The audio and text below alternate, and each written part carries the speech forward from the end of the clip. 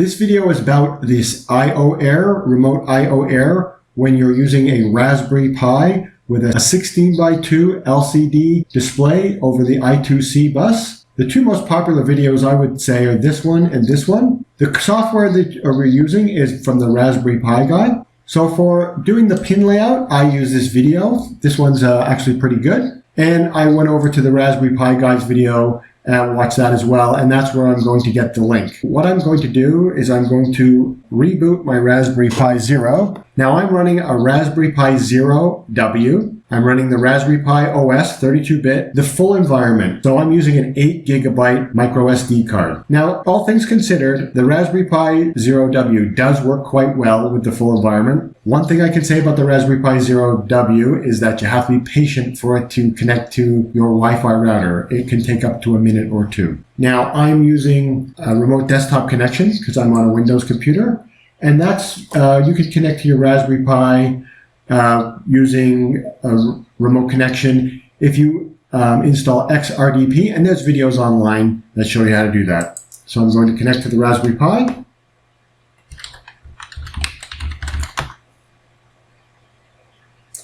And it's a bit slow logging in. One thing I would say is do not try to run the web browser on a Raspberry Pi Zero W.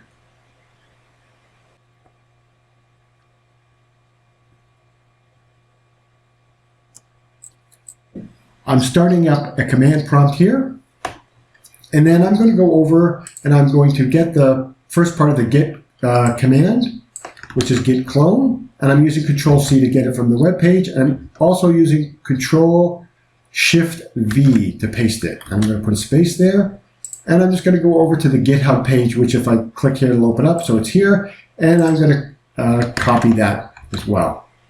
And then Control-Shift-V. Press enter. Now it's going to clone the files from the GitHub into an LCD directory. And this is in my home directory, which is going to have my photos, downloads, and videos. And this should take a few seconds. Okay, now we've downloaded. We can CD into LCD. And if we do an ls-l, we can see the different demo programs. So I'm just going to type Python and demo lcd.py, and as you can see, we've got the error.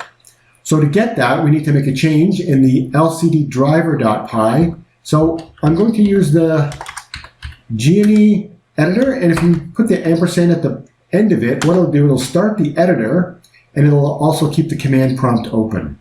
And it'll take a second or two to come up.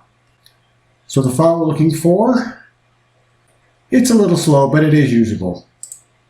So we want this file here. We don't want the PYC, we want the LCD driver PY. And we come down here and you can see that there's this other address here that's been commented out. Now also there's this sudo command. So what I'm going to do is I'm going to highlight this and I'm going to Control-C and go to my command prompt and Control-Shift-V, paste it in. And it's going to query the IC2 bus. And you can see here it came up with 3F is where there's something located on the IC2 bus. And for some reason it's running a little slow in this video. I don't know why. So I'm going to come over here and I'm going to delete this hash mark, which makes it a comment. And then I'm just going to save it. Now if I come down here to go to my command prompt and I hit the up arrow a couple times and I get ready to press enter.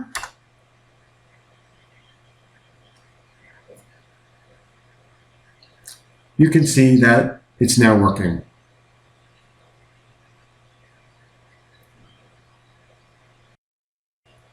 Hopefully this helps you get around your problems.